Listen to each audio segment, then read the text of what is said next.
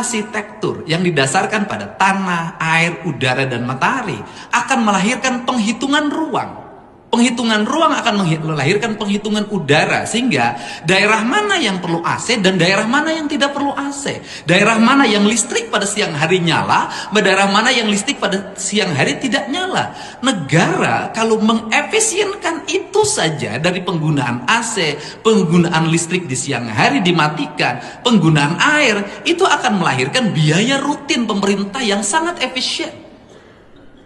Sehingga ketika pemerintah menghadapi misalnya tekanan fiskal disebabkan karena adanya kebijakan di mana DBH tidak semuanya diberikan kepada daerah tapi ditunda dulu pembayarannya, mungkin para bupati, para gubernur akan pusing. Saya tidak. Kenapa? Karena saya sudah paham bagaimana cara ngelola keuangan, bagaimana cara mengefisienkan, dan bagaimana cara membangun ritme pegawai. Misalnya begini, tidak selamanya pegawai harus masuk dalam setiap hari kalau tidak produktif.